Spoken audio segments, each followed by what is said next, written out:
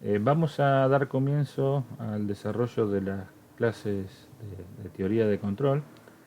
En esta primera presentación lo que vamos a tratar es un poco, en términos generales, de qué se trata el control y algunos conceptos generales respecto de la disciplina. Y vamos a hacer una descripción histórica, más o menos, de cómo se fue desarrollando la especialidad y cómo fue llegando a tener la forma que actualmente tiene la disciplina. Bueno, en principio vamos a tratar de dejar en claro qué es el control. Por ahí acá en el dibujo tenemos el control remoto del televisor. Obviamente no nos estamos refiriendo a ese tipo de control, sino que vamos a hablar al hecho de qué significa controlar una determinada variable o un determinado elemento o un determinado sistema. Así que por la definición que encontramos, que más o menos apunta para el lado que nosotros queremos ir, es que es la acción o el efecto de poder decidir sobre el desarrollo de un proceso o sistema. También se puede entender como la forma de manipular ciertas variables para conseguir que ellas u otras variables actúen en forma deseada. Entonces, en principio lo que nosotros vamos a tener es una variable, es una magnitud que queremos controlar. Esa magnitud puede ser desde la velocidad en el eje de un motor, la temperatura en el ambiente para un sistema de calefacción, la temperatura en el interior de una heladera para un sistema de refrigeración, el caudal en una determinada cañería para un sistema de abastecimiento de agua de una ciudad, por ejemplo. Entonces, en principio tenemos que definir cuál es la magnitud que nosotros queremos controlar y lo que hace el control es actuar sobre esas u otras variables para lograr el comportamiento deseado. Entonces la idea es hacer que esa variable que nos resulta de interés se desenvuelva de una manera deseada por la persona que realiza el control. Entonces, eh, el control, eh, en términos generales, control automático, que es el punto que nosotros vamos a tratar en esta materia, forma parte de lo que se denomina ingeniería de control. O sea, la ingeniería de control es una disciplina que nos permite, a partir de tomar conocimientos de distintas ciencias, que pueden ser la mecánica, eh, la termodinámica, la hidráulica, la química, la biología, la medicina o cualquier otra disciplina, tomar conocimiento del elemento que se desea controlar y a partir de ese conocimiento, por lo menos del punto particular que nos involucra a nosotros, es generar un dispositivo electrónico que permita realizar el control de esa magnitud. Entonces lo que vemos es que la persona que hace el diseño del control debe tener conocimiento sobre la planta o sobre el elemento que desea controlar, y eso requiere que se conecte con profesionales de esa rama para tomar conocimiento de cómo se modifican o cómo interaccionan las distintas variables entre sí. Entonces, el ingeniero de control necesita tener vinculación o conocimiento de no solamente temas de electrónica, sino temas que se refieren a distintas disciplinas accesorias, ¿no? Vamos a hacer un poco un recuento de históricamente cómo se fue desarrollando el control automático desde los orígenes hasta nuestros días. Si bien por ahí nosotros vamos a desarrollar una parte muy pequeña de todo el universo del control automático, eh, todos la teoría que hoy en día se puede consultar en el tema pasaron por estos periodos que vamos a relatar, ¿no? Una de las primeras elementos en donde se vislumbró el hecho de hacer un control automático es el de los mecanismos reguladores de nivel con flotador. O sea, si lo ponemos en un elemento que utilizamos hoy en día, estamos hablando del depósito del inodoro del baño, en el cual a partir de un flotante y de una válvula que se acciona a partir del movimiento del flotante, se puede controlar el nivel del líquido dentro de un depósito, ¿no? Entonces, el primer elemento que se tiene registro que utilizó esta técnica es el reloj de Tesebius, que fue construido 250 años antes de Cristo y que se considera uno de los primeros sistemas de control automático de la historia, ¿no? Entonces,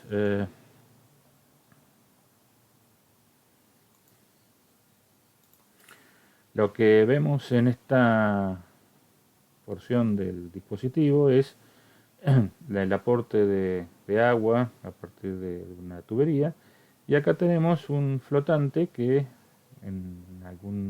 a partir de que se va llenando este depósito de agua, el flotante se eleva y termina obturando el ingreso de líquido, y por lo tanto ese sería el nivel con el cual va a trabajar el sistema, ¿no? O sea, a partir que el líquido el depósito se va vaciando, baja el flotante, permite ingresar mayor cantidad de líquido, y podemos decir que más o menos el nivel de líquido dentro del depósito a partir de la acción del flotante se mantiene más o menos constante. Entonces, si consideramos algunas leyes de la hidráulica, podemos llegar a considerar que si nosotros mantenemos constante la altura en un depósito y producimos un agujero a una determinada distancia del nivel en el cual se encuentra el líquido, vamos a generar un caudal que más o menos es proporcional a la diferencia de altura entre el punto donde nosotros realizamos el orificio y el nivel superior del líquido. Entonces, como nosotros vamos a mantener esa diferencia más o menos constante a partir de la acción del flotador, nos permitiría tener un caudal constante de salida de ese depósito. Ese caudal constante se va a verter sobre otro cuenco, otro depósito, y va a producir una variación de altura. Entonces el caudal lo que nos está dando es la cantidad de volumen de líquido que se transporta por unidad de tiempo, ¿no? Entonces acá tenemos metida en la ecuación al tiempo, ¿no? O sea, el caudal nos da volumen por unidad de tiempo. Ese volumen por unidad de tiempo lo transformamos en volumen, ¿no? en este depósito, y por lo tanto podríamos realizar en cierta forma un análisis del tiempo en función de ver cómo varía la altura de este líquido, ¿no? Entonces, una variable que se transforma linealmente respecto del tiempo es la altura del nivel del líquido del segundo depósito. Esa altura se registra en una escala, entonces uno puede determinar qué tiempo transcurrió entre dos instantes determinados de tiempo, sabiendo cuál fue la altura inicial y cuál fue la altura final. Obviamente, este es un elemento que requiere reiniciarlo cuando el volumen del líquido en el depósito de abajo llega a un determinado nivel, pero podemos decir que bajo ciertas condiciones nos permite medir periodos de tiempo con cierta precisión, ¿no? Entonces es un elemento en el cual se utiliza un control, en este caso un control de nivel, cuyo objetivo es controlar o poder medir el tiempo en función de la altura del líquido que se genera en el depósito inferior. Entonces, a partir de este punto se han desarrollado infinidad de métodos de control de algunas variables, pero todos esos controles han sido desarrollados de manera empírica y a partir de eh, el descubrimiento de alguna persona en particular y el hecho de ir ajustando el controlador o el control por el método de prueba y error, ¿no? O sea que desde un punto de vista del análisis y el diseño de controladores como lo conocemos hoy en día, está muy lejos de esa situación. El primer elemento con el cual se tiene constancia de que fue diseñado a partir de un análisis de la variable que se quería controlar y que fue diseñado siguiendo ciertos aspectos, podríamos llamarlo científico, es el regulador centrífugo de Watt, ¿no? Este desarrollo más o menos se implementó en 1788 en plena revolución industrial, ¿no? Y la característica principal de esta época era que se empezó a utilizar la máquina de vapor en la mayoría de los procesos industriales y una de las características que se le quería imprimir al movimiento generado a partir de la máquina de vapor era que la velocidad fuese más o menos constante, ¿no? Entonces, a partir de tener una velocidad de la máquina de vapor más o menos constante, se podrían adaptar los procesos de producción a partir del conocimiento de esta velocidad. Entonces, en ese momento resultaba de interés poder mantener constante la velocidad de la máquina de vapor. Y el procedimiento con el cual se controlaba la velocidad era un proceso que permitía el control de una válvula de vapor, o sea, el ingreso de vapor a la máquina, y ese ingreso de vapor a la máquina producía un movimiento de rotación en el eje de la máquina, y ese movimiento de rotación en el eje de la máquina era transportado a este regulador, que constaba de dos péndulos, ¿no? Con unas masas en la punta, dos varillas con dos masas en la punta, que tenía solidario sobre el eje del regulador un dispositivo que generaba cierto movimiento a partir de que el giro de este dispositivo a una determinada velocidad generaba una repulsión de las masas del regulador debido a la fuerza centrífuga, y ese movimiento era transformado en un movimiento de este dispositivo en el eje del regulador. A partir de que se generaba, o sea, a partir de que la velocidad aumentaba, las masas se separaban cada vez más del eje, eso producía un movimiento ascendente en el elemento de control, y eso lo que producía era que la válvula se fuese cerrando en la medida de que el dispositivo de control subía cada vez más. Entonces, este elemento producía un equilibrio en el momento en el cual el aporte de vapor a la máquina lo hacía girar a una velocidad tal que las bolas o las masas se encontraban a una distancia determinada. Entonces, ajustando, podemos decir, la relación de palancas en este caso, o la relación de masas, o la fuerza de reacción del dispositivo, uno podía conseguir distintas velocidades de control para la máquina de vapor, ¿no? Entonces, este es un sistema de lazo cerrado en el cual el efecto de la velocidad de la máquina sobre este dispositivo, podemos llamarlo el sensor, accionaba sobre el elemento de control, en este caso era la válvula de vapor, de manera tal de mantenerla la velocidad constante, ¿no? Acá vemos más o menos un diagrama de la época, ¿no? O sea que este fue un elemento que fue diseñado, podemos ir siguiendo cierta lógica científica, ¿no?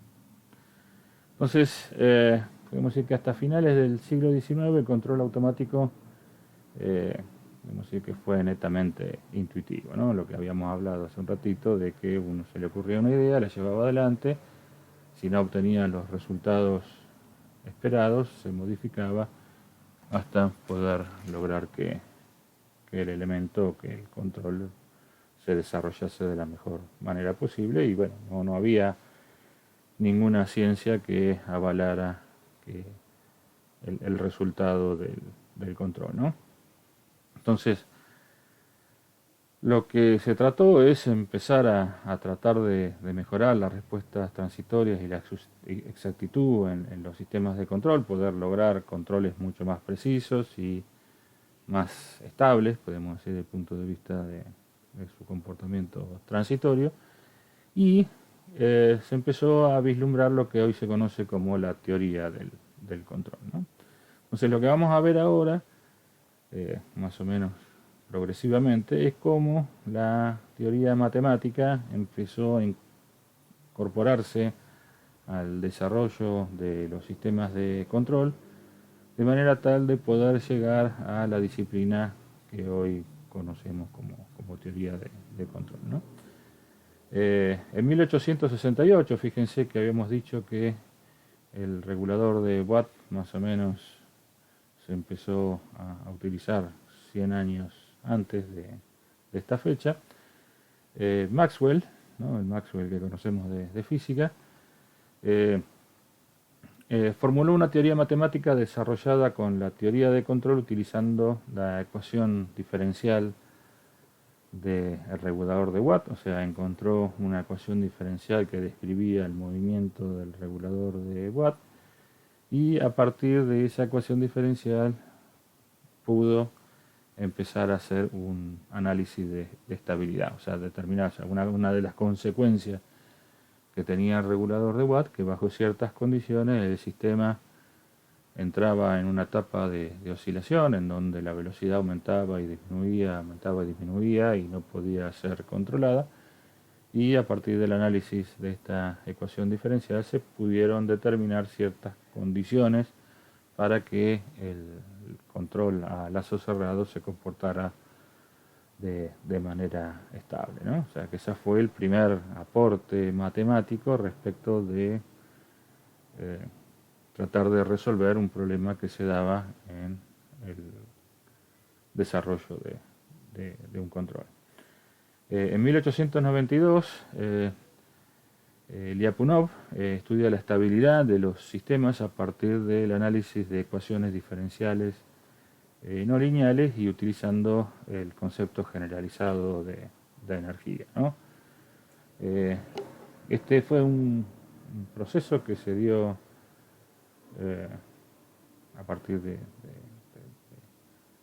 la incursión de los matemáticos rusos en el diseño de control, y estuvo medio dormido durante una cierta cantidad de tiempo, y hoy en día podemos decir que hoy el método de Lyapunov para estudiar estabilidad de sistemas es un método bastante utilizado, pero podemos decir que se mantuvo dormido, podemos decir, durante un tiempo bastante importante. Entonces acá lo que vemos en estos dos casos que planteamos acá es la incursión de los matemáticos en pos de poder resolver ciertos aspectos que tenían que ver con el control. Acá, bueno, ya en 1922 ya vemos el tema del desarrollo de sistemas de control automático, ¿no? Entonces, en 1922 Minority trabaja en controladores automáticos, de pilotos automáticos para barcos, y muestra que se puede determinar la estabilidad a partir del análisis de las ecuaciones diferenciales que describen el sistema, y desarrolló un tipo de control que se utiliza hasta hoy en día, que es el controlador PID, que está formado por tres acciones que se realizan a partir de la medición de la salida del sistema: una acción proporcional, una acción integral y una acción derivativa, ¿no? O sea que en este periodo ya el diseño de controladores, podemos decir, ya toma una forma un poco más orgánica, ¿no? O sea, acá en esta parte vemos la incursión de lo que se conoce como la teoría del control, o el desarrollo del control en el campo transformado de Laplace, y esto vino a partir de ciertos desarrollos que se hicieron en las empresas telefónicas de ese momento para poder determinar la estabilidad de amplificadores realimentados, ¿no? Entonces, en 1932, Harry Nyquist desarrolla un procedimiento relativamente simple para determinar la estabilidad de los sistemas a lazo cerrado sobre la respuesta de lazo abierto con excitación senoidal en régimen permanente, ¿no? O sea, analizamos la respuesta en frecuencia para una señal senoidal, y a partir de el análisis de la respuesta en frecuencia se podía determinar, a partir de la teoría que desarrolló Nyquist, la estabilidad del sistema. O sea, nosotros particularmente en esta materia vamos a plantear este tema, y vamos a enfocarnos bastante finamente en cuanto al desarrollo de estabilidad por este método. En 1934, Heisen introdujo el término servomecanismo para los sistemas de control de posición, ¿no? Entonces lo que se trataba de hacer era generar controles para sistemas mecánicos de manera tal de poder lograr precisión en la posición de la salida del sistema. Y esto fue utilizado principalmente para realizar los controles de tiro para las torretas de cañones en embarcaciones y otros vehículos de artillería, ¿no? Entonces lo que se hacía era tratar de posicionar las torretas de los cañones para poder tener mayor precisión en el tiro. Bueno, en 1938 Hendrik Bode desarrolló lo que conocemos hoy como diagrama de Bode, en el cual se describe el comportamiento de la respuesta en frecuencia de los sistemas de control o los circuitos eléctricos, y permite desarrolla a partir de esta curva de respuesta en frecuencia métodos para analizar la estabilidad de los sistemas realimentados, ¿no? Que es lo que conocemos y que han visto en distintas materias de la carrera hasta ahora. En 1948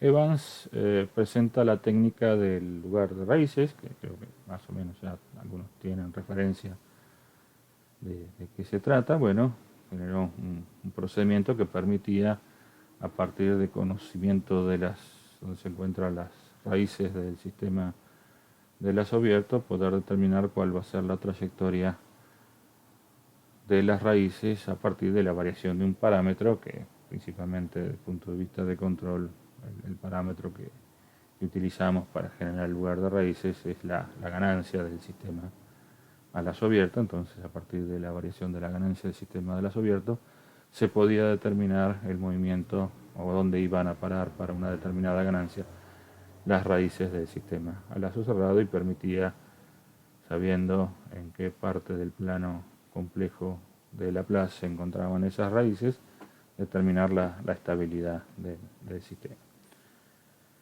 Bien, o sea que hasta acá podemos decir que todo el tratamiento de los sistemas de control se planteó desde el punto de vista de controlar variables analógicas, o de controlar variables en tiempo continuo, como la llamamos nosotros.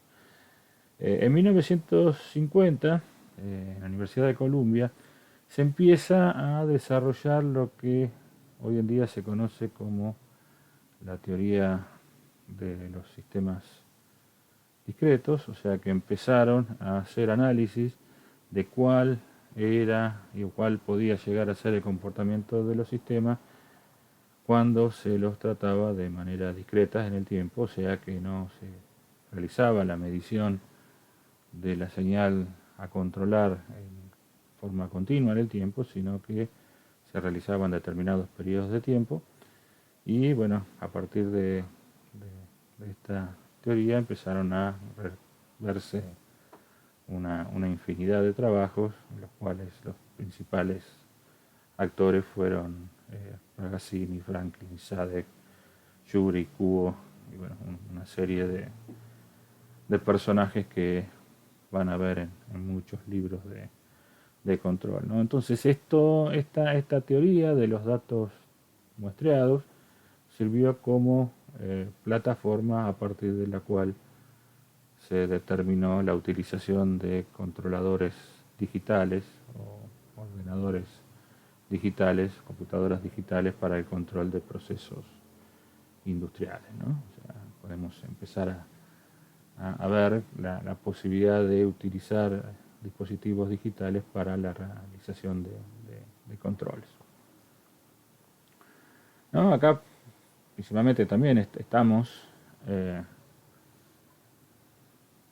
estos dos puntos en el periodo posterior a la Segunda Guerra Mundial, pero podemos decir a partir de la finalización de la Segunda Guerra Mundial empieza a organizarse lo que podemos decir todas las herramientas que se venían desarrollando hasta ese momento en pos de poder analizar o diseñar un sistema de control, y comienza lo que se denomina el periodo de control clásico o el periodo clásico de la teoría de control, y podemos decir ya se empiezan a generar libros de texto en donde se empiezan a explicar en forma sistemática cómo realizar ciertos análisis que tienen que ver con el comportamiento del sistema, como los que vimos respecto de la estabilidad, y técnicas que permiten llevar adelante el diseño de los sistemas de control en forma sistemática, ¿no? Entonces, podemos decir que tenía en cierta forma un manual de qué procedimientos se debían seguir para poder efectivamente llegar a buenos resultados al momento de diseñar un sistema de control. A partir del año 55, ¿no? Empieza toda la carrera o la investigación aeroespacial y se empiezan a desarrollar métodos que, o sea, todos los métodos que habíamos visto en el último periodo tenían que ver con el análisis de los sistemas de control desde el punto de vista transformado, o sea, se utilizaba la transformada de Laplace para la representación matemática de los sistemas que uno necesitaba controlar, y a partir del análisis de las funciones de transferencia en ese campo transformado se desarrollaban los métodos de análisis y diseño, ¿no? A partir de 1955 se empieza a trabajar nuevamente como al principio a partir de el tratamiento temporal de los sistemas, o sea, el análisis a partir de la representación en ecuaciones diferenciales, y interrelacionar esta respuesta temporal con la utilización de computadoras digitales o dispositivos digitales que finalmente se van a terminar utilizando en las naves que surcaron el espacio en el periodo posterior a esta fecha, ¿no? más o menos en forma simultánea. O sea, esta parte de que planteamos el método de análisis temporal, se da en forma más o menos simultánea en la Unión Soviética el desarrollo de la descripción de un modelo interno, que hoy conocemos como modelo de estado, en el estudio de los sistemas en tiempo continuo. O sea que se pasó de analizar los sistemas a partir de la función de transferencia a analizar los sistemas a partir de un sistema de ecuaciones diferenciales de primer orden que permitía hacer una descripción general del modelo matemático del sistema. Entonces acá, en esta parte, podemos decir que se desarrolla toda la teoría matemática de las variables de estado. Y bueno, los principales exponentes de este desarrollo son Eiserman, Lerner, Lurie, Pontryagin, Lassalle, Popov, Minorski, Kavala y Bellman, ¿no? O sea, todos los libros que tratan variable estado van a ver que esta gente que nombramos recién está bastante presente, ¿no? Bueno, en 1960 de alguna manera se le da visibilidad formal a la disciplina, se crea la Federación Internacional de Control Automático y se realiza la primera conferencia en Moscú, ¿no? Bueno, o sea que ya acá ya tenemos formalmente al control como una disciplina eh, con cierta fuerza, ¿no?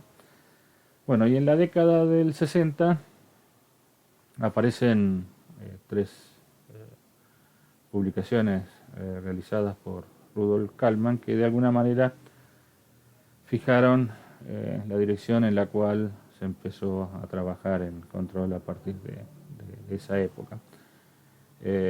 La primera publicación tiene que ver con eh,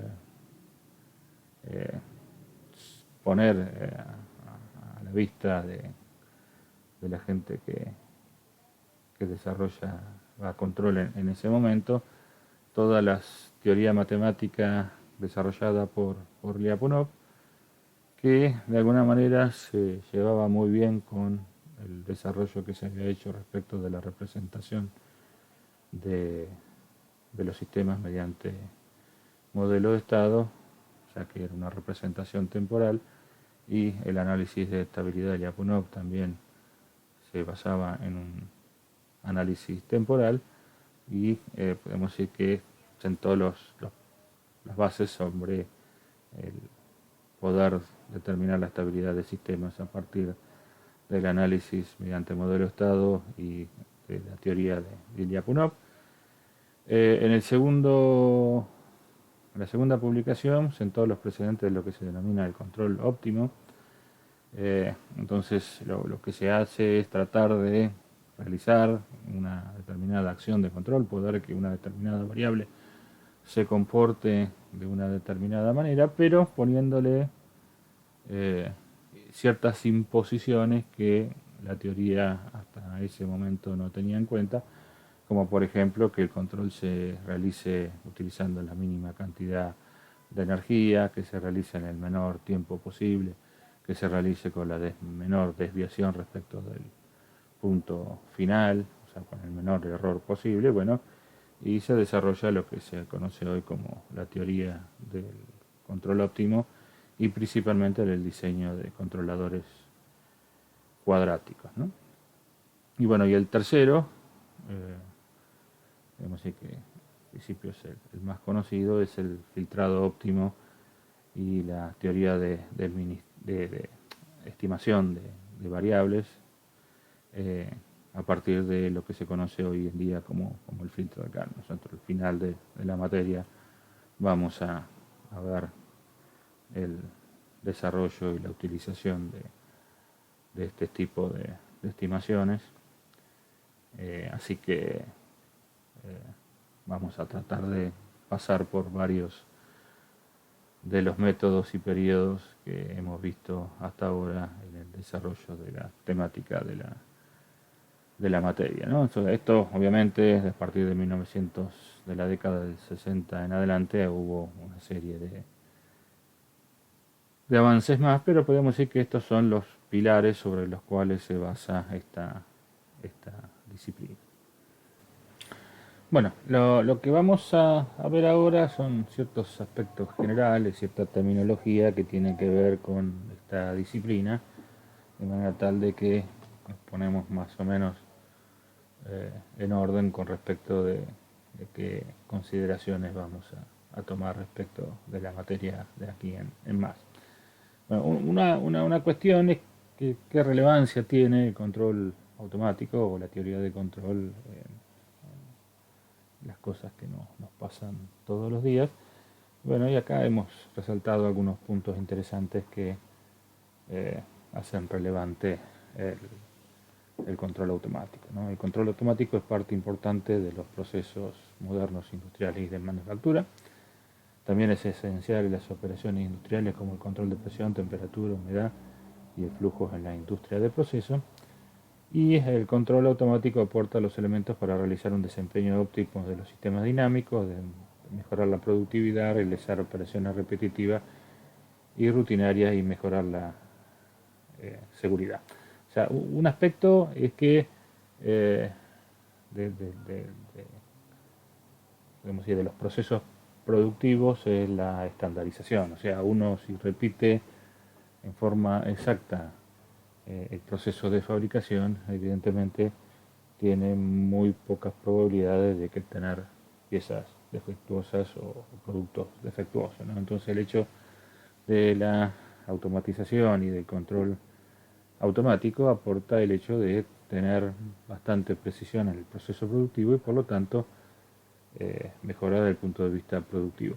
Otra cuestión que se plantea es el tema de seguridad, ¿no? O sea, el hecho de poder realizar ciertos procesos en forma automática mejora la seguridad del proceso productivo porque al no tener intervención directa del operario sobre el proceso de producción acota los riesgos que se corren al momento de desempeñar el proceso productivo. Nos vamos a ver algunas definiciones. Primero, nosotros hablamos de el control sobre una determinada variable o sobre una magnitud del proceso, del sistema o del elemento que queremos controlar. Entonces, la variable que nosotros queremos controlar, nuevamente la vamos a llamar variable controlada, y es la señal que uno mide para poder realizar el control. O sea, es la señal que uno va a realimentar en nuestro sistema de lazo cerrado para producir el control. Realmente lo asociamos a una salida, ¿no? No necesariamente tiene que ser una salida, pero generalmente la consideramos como una salida. Después tenemos lo que se llama la variable manipulada o la acción de control. Nosotros la llamamos realmente acción de control, que es la señal que aporta el controlador a la posibilidad de que la variable controlada vaya a seguir el comportamiento deseado, ¿no? O sea que, por ejemplo, nosotros en un motor eléctrico podríamos, en pos de poder controlar la velocidad de salida, manipular la tensión de alimentación del motor de manera tal de poder controlar sus variables internas y lograr para una determinada condición de funcionamiento de que la velocidad se mantenga lo más constante posible. Entonces, en este caso, la variable manipulada o la acción de control que nosotros vamos a realizar sobre ese equipo podría llegar a ser la tensión de alimentación del motor. El sistema, o sea, lo que nosotros denominamos sistema, es una combinación de componentes que actúan juntos. O sea, puede ser de que tengamos que controlar la velocidad del motor y tengamos solamente el motor, pero que tengamos que controlar la velocidad del motor y ese motor está traccionando una cinta transportadora o algún tipo de proceso productivo que involucra que dentro de esas características se produzcan cambios de carga y que modifiquen en cierta forma la velocidad. Entonces el sistema no solamente es el motor, sino tiene que considerarse dentro del sistema todos los elementos que forman parte del accionamiento que nosotros queremos controlar, ¿no? Concepto de sistema no tiene necesariamente que ver con una característica o con un elemento particular. Podemos tener sistemas físicos como mecánicos, térmicos, podemos tener sistemas biológicos, podemos tener sistemas económicos, podemos tener modelos de predicción de climáticos. Entonces todos esos sistemas que nosotros queremos analizar o controlar, de alguna forma el conjunto lo podemos tomar como un todo, ¿no? La planta la planta puede llegar a estar formada por distintos sistemas. O sea, nosotros dentro de nuestra planta podemos tener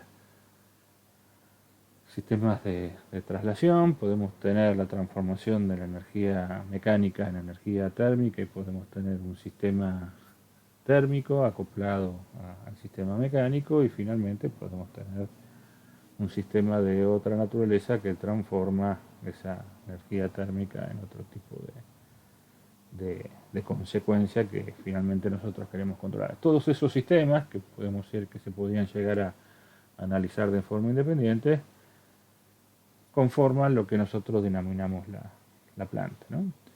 El proceso es la operación que nosotros vamos a llevar adelante para poder controlar nuestras variables. Entonces, por un lado tenemos la planta y a esa planta le vamos a realizar un proceso para poder llevar la variable controlada de esa planta a las condiciones de operación que nosotros queremos. Y aquellas señales que de alguna forma conspiran contra el cumplimiento de los objetivos deseados para la salida o para la variable controlada, la vamos a denominar perturbación. O sea que cualquier señal que afecte negativamente el valor de la variable que nosotros queremos controlar, la vamos a denominar perturbación y podemos ir dependiendo del tipo de dónde ingresa esa perturbación a nuestro sistema, lo vamos a considerar como que la perturbación es interna, si está dentro del sistema, o es externa,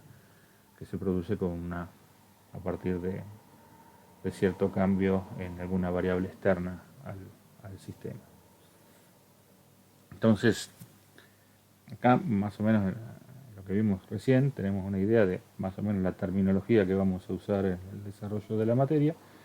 Y ahora nos vamos a enfocar particularmente en los sistemas de control, o sea, los sistemas que vamos a analizar y que vamos a controlar, ¿no? Y más o menos la terminología que aplicamos en función de las características que tiene ese sistema, ¿no?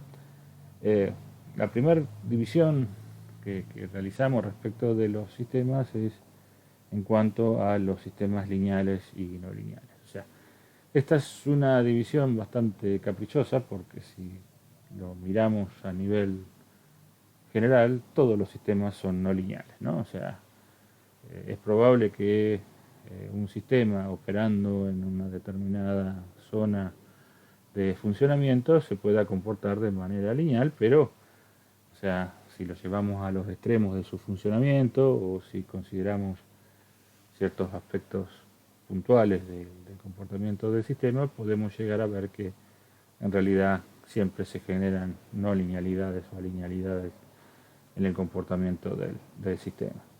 Entonces, ¿cómo definimos un sistema lineal? Un sistema lineal es un sistema que obedece a la propiedad de escalado. Esto quiere decir que un sistema lineal es un sistema en el cual yo le pongo ingreso con una señal de valor 1, me da una determinada salida. Si ingreso con el doble del valor de la señal con la cual ingresé la primera vez, la salida va a variar el doble. O sea que tenemos ahí una relación de escalado que, podemos decir, la relación de amplitud respecto de los cambios en la entrada es lineal. Y después tenemos que se puede aplicar la propiedad de superposición. ¿Esto qué quiere decir? Que si yo ingreso con una determinada señal y obtengo una respuesta, ingreso con otra señal y tengo otra respuesta, si ingreso con la suma de las dos señales que ensayé en un sistema lineal, lo que ocurre es que la salida responde como la suma de las respuestas en los dos casos. En caso del sistema lineal, esto no obedece a estas características, ¿no? O sea, lo hacemos no lineal, lo hacemos por descarte, ¿no? O sea, podría llegar a plantearse un caso de no linealidad clásico es la saturación, ¿no? O sea, yo no puedo ir por encima de determinado valor en las señales que estoy analizando. Entonces es probable que un sistema se comporte lineal en un tramo de su funcionamiento, porque ingreso con una señal de valor 1, tengo una determinada salida, ingreso con una señal de valor 2, tengo el doble de esa salida, pero llega un momento en el cual pongo una señal que es n veces el valor que ingresé en la primera oportunidad, el sistema saturó y no cumplo más con que esa relación era lineal. La salida no va a ser n veces la que obtuve en el primer ensayo, sino que el sistema me limitó la amplitud y por lo tanto esa saturación genera una no linealidad en el sistema. En particular, en esta materia nosotros vamos a desarrollar toda la teoría de control basándonos en que el comportamiento del sistema es lineal, ¿no? O sea, todas las técnicas de análisis y diseño que vamos a plantear las vamos a plantear sobre sistemas que son lineales. El tratamiento de aquellos sistemas que se comportan de manera no lineal lo vamos a encarar desde el punto de vista de poder asociar un punto de operación de ese sistema no lineal a un modelo lineal, a partir del cual nosotros vamos a poder aplicar las técnicas que vamos a ir desarrollando, ¿no? En otras materias que continúan de estas van a ver el análisis de los sistemas no lineales propiamente dicho. Otra división que se hace respecto de los sistemas son los sistemas variantes en el tiempo e invariantes en el tiempo, ¿no? Los sistemas invariantes en el tiempo son aquellos que a lo largo de un determinado tiempo de operación no cambian las características. O sea, yo pongo una determinada señal de entrada, obtengo una salida, vengo dentro de una hora, pongo la misma señal de entrada y obtengo la misma salida que tenía antes. Sin embargo, eso en ciertas ocasiones no se da. ¿Por qué? Porque las características del sistema hacen que en función de la cantidad de tiempo que yo tengo operando el sistema, el comportamiento de ciertas variables cambia. Por ejemplo, si yo tengo un proceso productivo en el cual tomo líquido de un determinado depósito que tiene una determinada altura, si yo vengo en un instante de tiempo, el depósito tiene una determinada altura y me provoca una determinada salida, pero si yo vengo después de un cierto tiempo y se consumió el líquido del depósito, la altura cambió y es probable que cambie las condiciones de operación del equipo y por lo tanto ese sistema lo podríamos considerar variante en el tiempo, ¿no? Entonces, también, particularmente en esta materia, vamos a considerar de que nuestros sistemas son invariantes en el tiempo, ¿no? Otra división que se hace dentro de los sistemas es el sistemas de parámetros distribuidos y sistemas de parámetros concentrados, ¿no? O sea, en realidad nosotros cuando analizamos distintos tipos de sistemas, por ejemplo, que el caso más evidente es el caso de los sistemas térmicos, ¿no? La mayoría de los sistemas térmicos poseen parámetros distribuidos, ¿no? O sea, vamos a suponer que yo tengo un determinado material en el cual en una de las caras tengo una determinada temperatura y en la otra cara tengo otra temperatura distinta. Lo que normalmente suele pasar es que adentro de ese material vamos a tener un gradiente de temperatura que va desde la temperatura de una de las paredes hasta la otra temperatura de otra de las paredes. Depende de la naturaleza del material, esa transición va a ser, ese gradiente va a ser lineal, o puede ser que siga alguna determinada curva, ¿no? Entonces, yo podría plantear como variables de interés las temperaturas en las paredes de ese material, ¿no? Con lo cual, yo podría definir un parámetro térmico entre esas dos temperaturas que me caracterizan la transferencia de calor entre una pared y la otra, y que me genera ese gradiente de temperatura. Sin embargo, ese único parámetro no me serviría si yo quisiera conocer ciertas temperaturas intermedias en el desarrollo de ese material, con lo cual tendría que subdividir ese parámetro que originalmente definí a partir de las dos temperaturas en más elementos que me permitan generar temperaturas intermedias. Entonces, yo lo que estoy haciendo cuando genero esos elementos que me relacionan, en este caso las temperaturas, es definir parámetros concentrados, definir un elemento que me relaciona las temperaturas eh, entre las dos paredes del material. Sin embargo, yo sé que no existe un único elemento que relaciona esas dos temperaturas, sino que en realidad hay infinitos elementos que me van a relacionar la temperatura de uno de los extremos con todas las temperaturas intermedias hasta llegar a la temperatura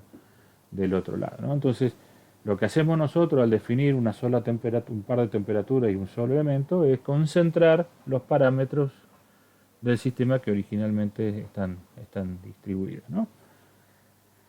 Ese es un caso particular en el cual uno conoce que los parámetros están distribuidos. Por otro lado, puede ser que el parámetro esté totalmente concentrado. Si yo tengo un resistor en un circuito eléctrico, eh, la resistencia de ese elemento está concentrado entre las dos patas del dispositivo. Entonces puedo concretamente decir, bueno, esto es un resistor que tiene tantos ohms y que está entre estos dos cables de cobre, ¿no? Entonces, eh, por una cuestión de simplicidad, normalmente lo que se trata de hacer, independientemente de que el sistema sea de parámetros concentrados o distribuidos, llevarlo a un formato de parámetros concentrados. ¿Por qué? Porque eso nos permite, de alguna forma, trabajarlo matemáticamente de una manera mucho más sencilla, ¿no? Entonces, si bien es probable que haya muchos sistemas que sean de parámetros distribuidos, nosotros los vamos a tratar como sistemas de parámetros concentrados, ¿no? Bueno, por último vamos a ver una calificación que tiene que ver con el tratamiento de las señales que están involucradas en el sistema de control, ¿no? Vamos a considerar sistemas en tiempo continuo o sistemas en tiempo discreto. O sea, vimos que en la evolución de la metodología de análisis y diseño del sistema de control, en principio se hizo considerando variables continuas en el tiempo, con lo cual uno requería la medición durante todo el tiempo de la variable de salida para poder realizar el control.